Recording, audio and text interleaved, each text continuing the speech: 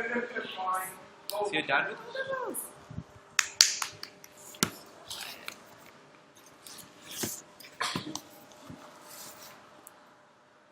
There you go, look, that's just cool. Alright, so here we go, we've got map of Balkans. This is going to be Greece. We've got Montenegro. You get it up. Yeah. Serbia.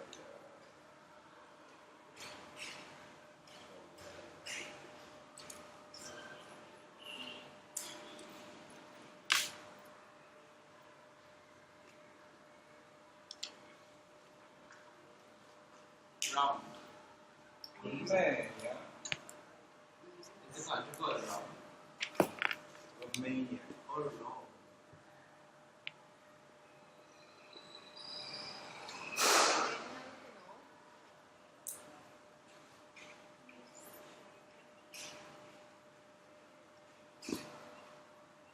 Right, so basically this is rubbish. This is not going to go out in any way. Let's just pretend. Okay, so remember we talked about the Eastern question, yeah? Can you remember what the Eastern question is? What to do with the Balkans? Good, I was looking at you when you started to talk and then I heard something over here. Go on. What to do with the Balkans? Like, What to do with... The Ottoman Empire. Yeah, the Ottoman Empire. The Ottoman Empire is slowly disintegrating.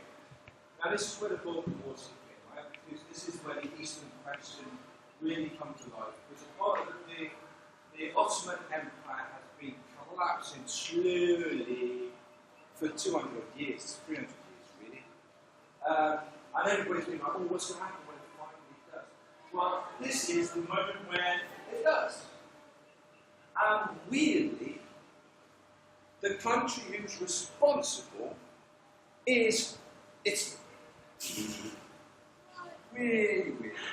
Really weird. Really weird. So, you know, we were talking about how Britain and France had their entente.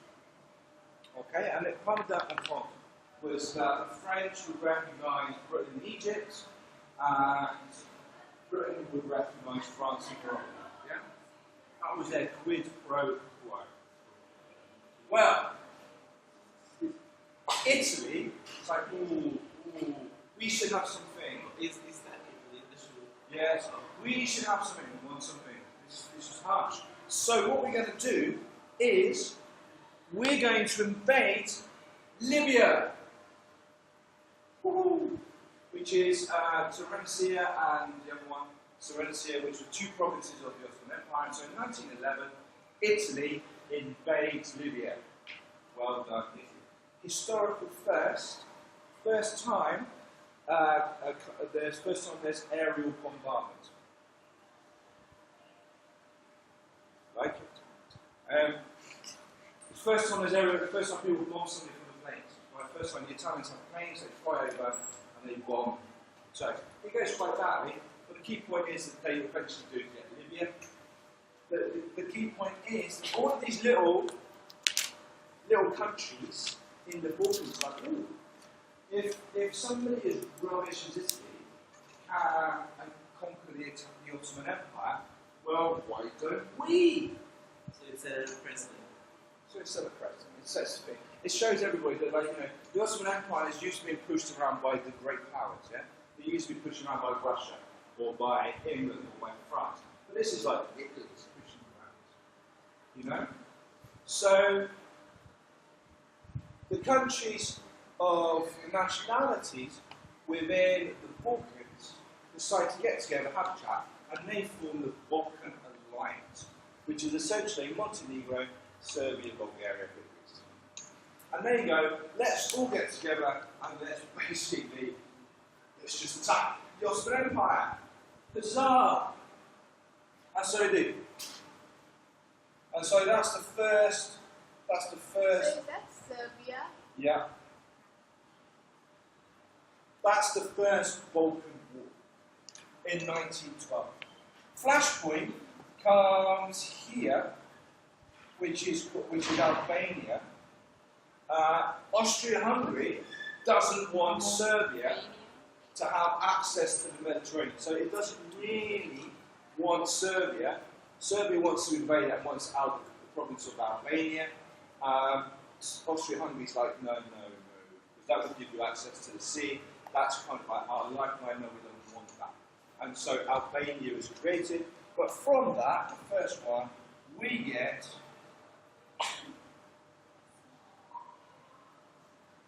the new Bulgaria.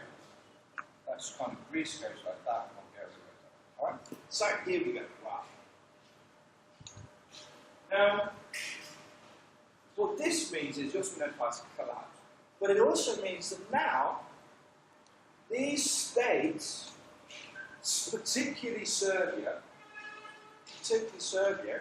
who were kind of like small and teeny, but now they've suddenly, their population increased. The population of Serbia increases by 1 million. Now remember, or actually not by 1 million, sorry, that's it increases by 1/3. Now remember, we said because this is all based around military power, and the power you can get is based around the size of your army. So therefore, the size of your army is based around the size of your population, how many men you can put into the army. Serbia suddenly got a little bit much more powerful. Now, as an aside, and remember we talked about historiography. Yeah? What's historiography saying? Answers the one question. What were the countries in the Balkan alliance again? Serbia, Bulgaria, Greece. Serbia, Bulgaria, Greece. The study of history and stories, and the key to your elections are always on point. So, this is what we add to, when you talk about the origins and stuff, when you talk about this. Right? We've looked at the kind of the consensus stuff, Germany, alright? AJ can tell this kind of thing. Here, I want to throw something into the mix, which is a very prominent historian called Richard J. Evans. Right, he's a professor of history at Oxford University. Lots of stuff that you have, lots of ideas. Probably the most, him and another historian, Ian Kershaw, are two of the experts on the Nazis, basically, in Germany. His big thing that he talks about in a book called The Pursuit of Power is that the First World War is caused by nationalism. And in particular, it's caused by Balkan nationalism. But yeah, we've got all of these alliances and stuff going on, and they are partly important. But actually, what sets it off is the nationalism within the Balkans. That you have these new states that are incredibly nationalistic. But what we've seen in the 19th century, when we talked about the unification of Germany and we talked about the unification of Italy, this whole kind of liberal national development in Western Europe, in Eastern Europe, this is the Eastern European version of where they are jumping on the national bandwagon and we're setting up our countries. But this, because of the history and because of the mixture of nationalities, is a much more violent, virulent form of nationalism. In fact, the point he makes is, for example, he uses the example of the Serbs and the Albanians. The Serbs say we need to have our own country. Serbs will be there, but actually for nationalists, they look down on the nationalities like Albanians as if they don't exist. Macedonians don't exist. We are nationalists and we want to impose our will on other people in these areas. Unlike, say, the nationalism of Garibaldi and Mazzini, which is all about Italians, and particularly Mazzini, we need to spread around our nationalities. Bismarck, let's just sort out what's going on in Germany. This is an aggressive form of nationalism. People down in here, and essentially from 1912 to 1914, this area here, which has been conquered by Serbia, today we would call it Macedonia, is, we call it formerly Yugoslav, Republic of Macedonia, because again of national tensions. Right? This country here that exists here today is known as the former Yugoslav Republic of Macedonia. Right? It's Macedonia, but the Greeks won't allow it to join the United Nations if it's called Macedonia, because they say, no, Macedonia is really Greek. And this is Macedonia anyway. We also have somewhere here which will become important, which is only recognised by a few countries, which is called Kosovo. Right? Kosovo is a very tiny country. Could you describe the Serbian that this time is sort of imperialistic? Or they have I would say yes, but I would say I put this word in front of it. Petty. And I don't, in this context, petty doesn't mean like, oh, he stole my pencil case. Petty means small. okay, you say like they were big, really big superior. Then, and then you would also say the irony as nationalists, they really look down their nose on. They were very sympathetic to other nationalities. Alright? So Kosovo, that's a new country which is there at the moment. We're going to come on to that because that will be very significant. So Richard Evans says, well, this growth of this kind of virulent nationality is one of the issues which causes the war. Because now, that was the first Balkan War. The second Balkan War, everybody sees, particularly the Serbs and the Greeks, they see the Romanians, they see that Bulgaria, who did most of the fighting, is weak. So they all gang up on Bulgaria. Alright? So they all gang up on Bulgaria, so that shouldn't be there for Bulgaria. They all gang up on Bulgaria, and they attack Bulgaria, and Bulgaria gets, even Turkey beats Bulgaria, so does Romania, and so Bulgaria ends up big. It's still bigger than it was, but nowhere near as big as it was. Okay? Then we have Greece as well. So, here we come on to the second really important consequence of this. The first one is this growth of virulent nationalism. The second one is now the Serbs. The Serbs are like, hey, war's really good. We're good at war. We're little feisty little people that like fighting, and we do it really well. So, actually, we can gain through war. We can gain through war. Well, hey, war, what is it good for? It's good for creating our country. That's brilliant. Second, the other part of Serbia is this part which they've just conquered, this part of Macedonia. There's a lot of people there that aren't Serbs. And there's a lot, so therefore the Serbs have to pacify. So they send in an organisation which has a nickname of the Black Hand. Its real name I can't remember, but it has a real name, the Black Hand, and it's under the auspices of a guy called Dragonovic, who we shall call Colonel Apis. Colonel Apis is going to be significant. Because Colonel Apis led a coup against the previous king, King Ferdinand of Serbia, 3 years prior to this, but he's known as background. Alright? There was a king and a queen, King Ferdinand and his wife, who forgive me, I can't remember. They were quite happy with Austria, they were very much nationalistic. And Appy and his fellow cohorts wanted Serbia to be much more militaristic. So they marched into their bedroom and they killed the husband and wife through that window. They chopped them up as well. I think one of the conspirators, not Colonel Appy, he used to carry round either the ear of the king, maybe his nipple, something like that, when he cut up the body, he's carrying around as like a memento, right? The key point here is, these guys are kind of gangsters, right? This is quite a gangster kind of state. This is not really a sort of like what we would consider like a modern country. It's not, certainly not in the same way, and again, this links in with that petty nationalism, that petty imperialism. It's not really as culturally sophisticated as France or England or Germany or even Italy, right? So it is kind of like warlordy. But they've seen how successful being warlordy and fighting everything is. They're really good. Cheering them on, of course, is their big daddy Russia.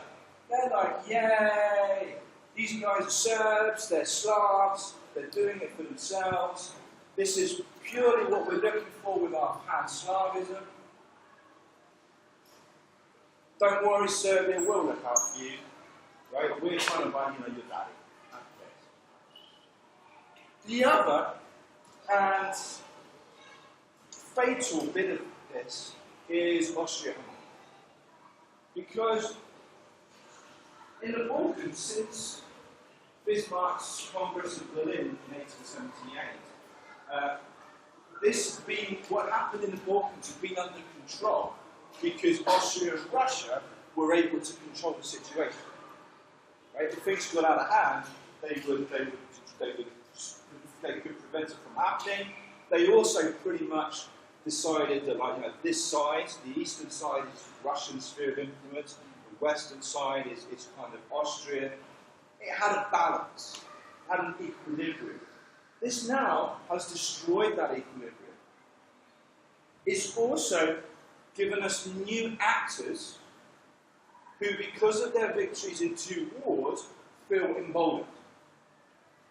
Which means, because Austria-Hungary and Russia are no longer able to impose their will, this creates instability. And it creates instability, especially around Serbia. There's virulent nationalism in Serbia. And Richard Evans is one who points to this being the crucial aspect of this. And so now we come to the countdown towards war. In Austria, sorry, Could you repeat that not really, I can't really remember it. Right? The equilibrium has changed. All right? These new states have emerged. Each are independent actors. They can't be controlled anymore. And Austria-Hungary, which is a bit I was going to go on to, so the key point in this is Serbia. All of this congregates around Serbia. And the key point now is, what's Austria-Hungary going to do about it? What's Austria-Hungary going to do about it? They wanted to go to war in 1912 over Albania and stuff. Conrad, who is the chief of military staff, there's one statistic I haven't put in my book, but which I can tell you. Between 1912 and 1914, when he does get his wish, he asks the Emperor of Austria-Hungary to invade Serbia something like 39 times. Right? The Austrians are like, we want to deal something with Serbia. Because Serbia is a massive problem for them. Because Serbia represents everything that will undermine the Austro-Hungarian system. They are split up into Austria and Hungary. Both of these are multi-ethnic states. And in Austria in particular, on the border, they've got Bosnia-Herzegovina, which they annexed 4 years previously. This has a big congregation, about 30% of its population is Serbian. The Serbs, with their imperialistic, petty imperialistic streak, are obviously looking towards Bosnia-Herzegovina. Colonel Apis, who's now in charge of the defense ministry, is running this black operations organisation, the Black Hand Gang, sending stuff into Bosnia to kind of like stir the pot a bit. Austria at some point needs to better deal with the Serbs. Now, dangerously setting a precedent for this, when they were thinking about dealing with the Serbs in 1912, in the First Balkan War, they asked the Germans, who are our best buddies, would you help, who are BFFs, would you help us out? And the Kaiser said, whenever we get the call from Vienna, we will raise our arm in support, we will raise the sword in support of it. So essentially, to the Austrians, they got a promise from the Germans to say, whatever you want, we'll support you.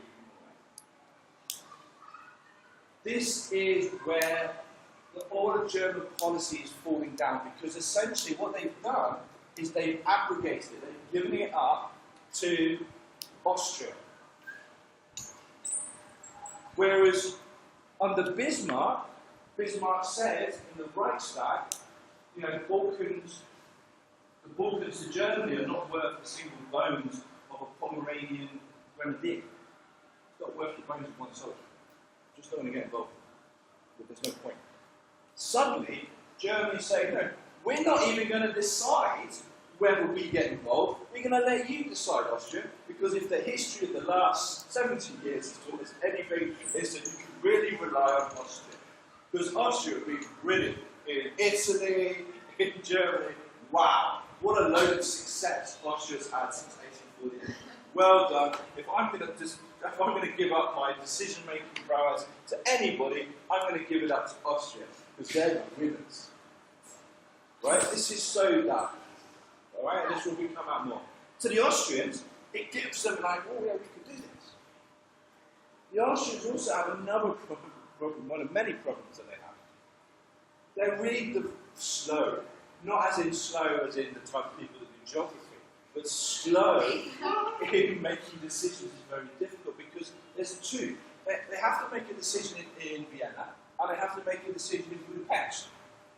Hello, sweetheart. Hey, Nando's. Thank you, Nando's. Hussein, is there anyone today? Nando's. So that's a good story. Dude, I want to do this together with my dad's will. We'll talk to your dad in a minute. Yeah. Seriously. Where was I? Austria-Hungary. Yeah. So they have taken a long time to make a decision.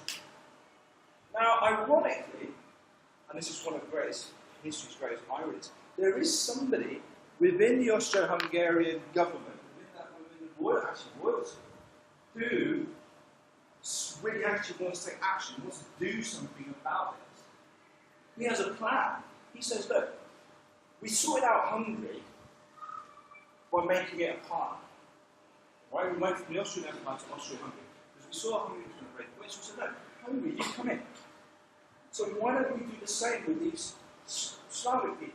Why don't, instead of having it be like a dual alliance, a dual monarchy, let's make it a triple monarchy. Let's have Austria and Hungary and these southern Slavs. So the Serbs and the Bosniaks and the Croatians and the Romanians, you can all get together, right? You can have your own kind of autonomy. That's a really good idea. Might actually save the Austro-Hungarian Empire. And this is one of the other great ironies. The person who most wants to give rights to the Serbs is Archduke Francis Ferdinand. When he was Yeah, he was the one that Yep. he was like. So that's his big idea. So this is all kicking off, and then you go back to Francis Ferdinand. And Francis Ferdinand He was is very romantic. Right? He's a very romantic gentleman. He's kind of a bit switched on about this. He's a man of the modern age. He's very romantic. Now we know the Austro-Hungarian monarchy is very traditional.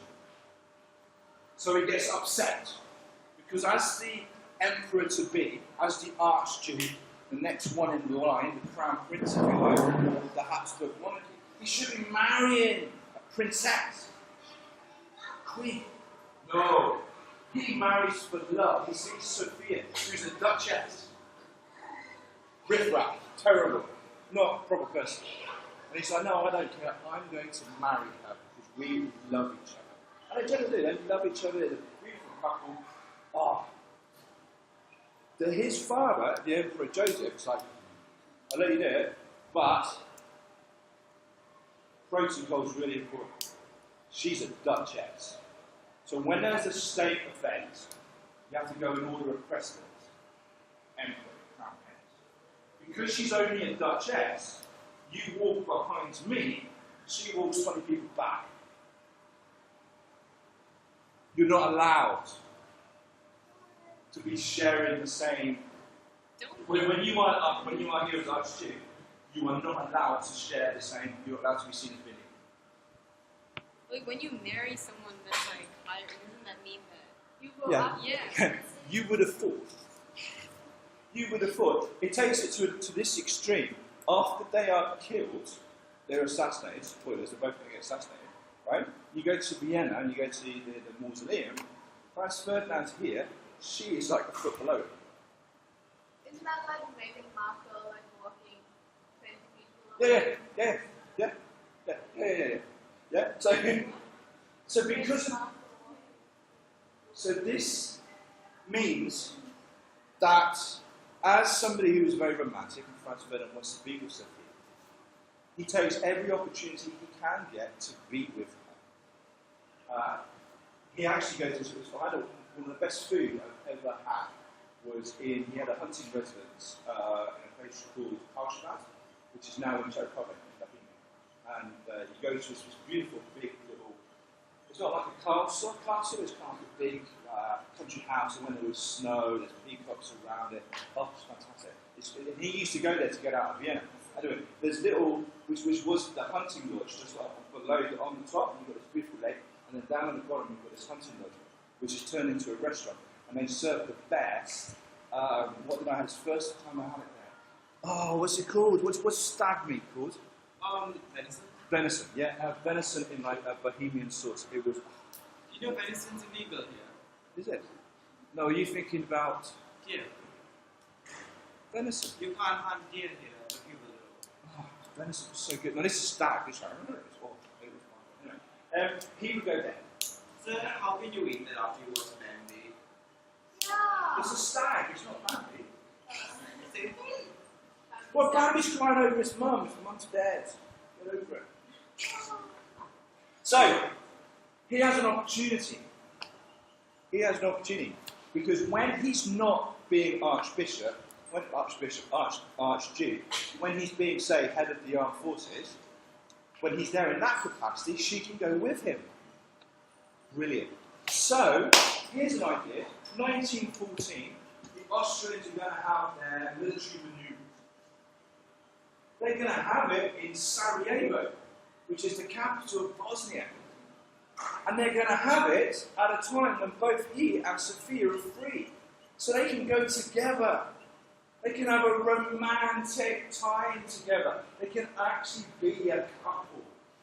This is fantastic. This is what they're all looking forward to. Now they do it. Now they do it, and they go to Sarajevo. This is ground zero in all of this Serbian. We want to get Bosnia. We've been expressing ourselves, our petty imperialism. Sarajevo is ground zero, and that. This is where we want to go to next. And they do it, and forgive me, I can't remember the date when they were assassinated. It's probably in your thing. 1948, right? No, 1914. Sorry. July, I think it's July 16, July 3rd, 1914 is my guess. Yeah, July 13th, I think. Wait, I want to see if I'm right. If I'm right. Oh, 29th of June. 28th of June. So, 28th of June, I was only 5 days out. 28th of June is when they decide to go to Sarajevo. Now, we've seen that this is the centre of the Serbian storm while they were ground zero. 28th of June. What's it called, sir? Sarajevo. How do you spell that? Sarajevo. S-A-R-A. Sarajevo. Probably got the name for that. 28th of June. Wow. Of all the days in all the world, in all the places in all the world, they could not have picked one more likely to piss off the Serbs. Because this is Serbia's national day. This is the anniversary. And I think it's actually the 600th anniversary, because I think it was in 1314. It was certainly around the 1314s, of a battle of Kosovo Pođi. Alright? The fields of Kosovo. This is the founding myth of Serbia. This is when the Ottoman Turks first came in. The Serbian knights, the earliest kind of people they were like more Serb than the Serbs, fought a big battle at Kosovo Pođi. And this was in 13 whatever, and on the 28th of June, and this was the birth of the Serbian nation. So, on the holiest of holiest days for Serbs, in the spot they want more than anywhere else in the world, they decide to go on this day at that time. Colonel Appy, who's this kind of, you ever seen James Bond film, right? This is as close to a real life James Bond bad guy as you will ever get. You can if I was the woman who done my thing, I would put it up on here. He's fed, big moustache, dressed in black, lots of people, right? Just does it. And he's like, right, I'm going to send a group of suicide bombers. Congratulations, it's not the LTTE, it's Colonel Appy. I'm going to send a group of Serbian suicide bombers across the border to assassinate the Archduke. Funded by the government, supported by the government. That's someone who will take care of. Franz Ferdinand. Good, very good band. Yeah. Well, Yeah, so they're named after Franz Ferdinand. And they are after the Matinee. Yeah. Good out. So, this is the Black Hand Gang. And now we get into the ridiculous. It's ridiculous he's there in the first place. It's ridiculous that all of this stuff going on, Sarajevo, Serbs being militaristic, Serb National Day, he's like, I'm going to go in an open-top carriage. No, you can have a car, man. You have a car, but we have like glass and stuff. No, I want to be able to wave to my people. My people will love me, they want to see me. That's like that mental romantic. So he gets up that morning, he's ready to go out on his big journey. And Sophia comes to him with some good news. Oh, She's no. pregnant. She's pregnant. She's realised that she knows that she's pregnant. It's confirmed that she's pregnant. They're going to have their first We child. don't need to make Wow, they're amazing. They're like, oh, this is fantastic. So we said, good. Yeah. So they go off in their carriage, like, yay, welcome, everybody. And the Black Hand Gang are there, these suicide bombers. And the plan is, what they will do is they will go along the main line. Oh, the other thing that's really stupid, they've done as well, is what they've done is, about a week before, is they've said, hey, if you want to come and see Archduke Ferdinand, he's going to be leaving here at 11 o'clock, and this is his route. This is everywhere he's going to go. And so, suicide bombers have this plan. So what they're going to do is, there's one group here and one group there. Okay, and their plan is they're going to throw bombs at the carriage. They're going to wait with the crowds of people, throw hand grenades at the carriage, blow them up, then they've got suicide capsules. They're going to take that. Okay, and then that's it. Colonel Ackles has done that, so Serbia, nobody knows ever anything to do with Serbia. Alright? So, they chug along, chug. First one, guy loads his bomb, bounces off the back, explodes, kills a couple, injures a few people, bystanders. He gets dragged away, he's arrested. Oh, goodness me, this is terrible. People say, listen, Archduke, Fanny Ferguson, it's about time. No, this is a really bad idea. Right? We've told you it's a bad idea. This has got a big signpost with neon arrows saying, bad idea, just go. He's like, no, I'm going to go and see the man, this is outrageous. Go to see the man, so this is terrible, he's got blood in his thing. He's like, I'm going to see the man. Mayor of Sarajevo, this is the welcome I get. You're gits, you should have organised this better. Has dinner. His wife goes, right, you might have messed this up, Mayor of Sarajevo, but I'm a good, honourable man. So I'm going to go and visit these people in hospital. These people that were injured, I'm going to go back. No, I'm not going to go back to Vienna. I'm not going to go, lock down. No. I'm going to go back along the old routes. Chug, to say, guys, you were injured. Oh, God bless, all that stuff. So, they leave the place and they go to the hospital in Sarajevo. But their driver isn't from Sarajevo. He's the guy they brought with him from Vienna. So when they had the map of the official route, he doesn't know where he's going. So what happened is he drives along, takes a wrong turn, dead end. I've got to reverse, go back out. Now, we said this was the first group. In the second is a guy called Gavrilo Princip. Right? And he hears this goes up. Bang, commotion. He's they've done it. Yes. Take that, Austria-Hungary. Take that, Archduke. Yeah, Serbia. This is brilliant. Have that. Then he realises and he finds out it's not happened. He wasn't killed, it was a mistake. What am I going to do? I'm going to have a beer and I'm going to have a sandwich. Well, I have coffee and have a sandwich. So he goes down and sits down.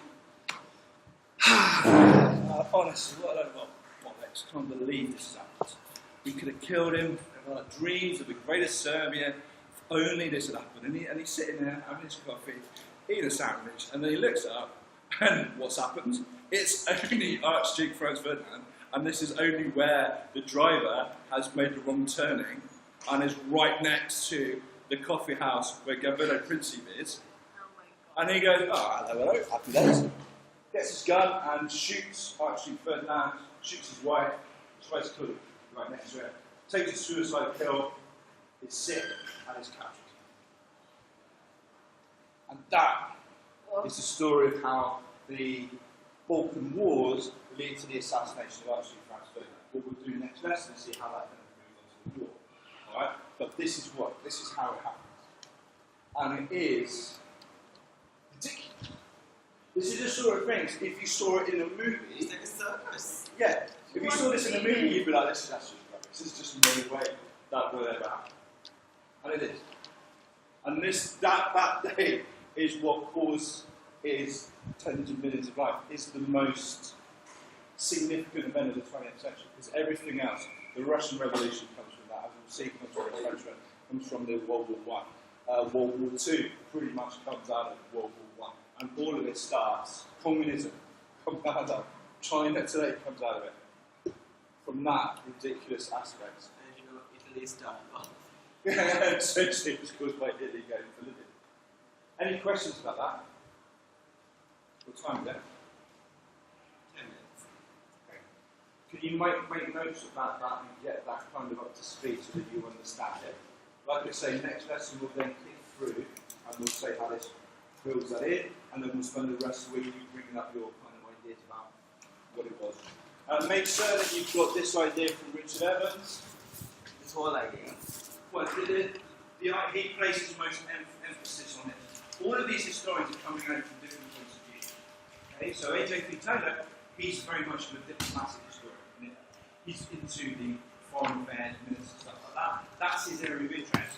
Richard Evans is much more about ethnicity and nationalism. And so this is where he comes from. Okay? And we'll see other historians. For example, there's one guy whose name I can't remember, who's a German historian. He's basically like, no, Germany's great, so let's do everybody else. He makes some points about it. It's not bad for that, is it? Does that make sense?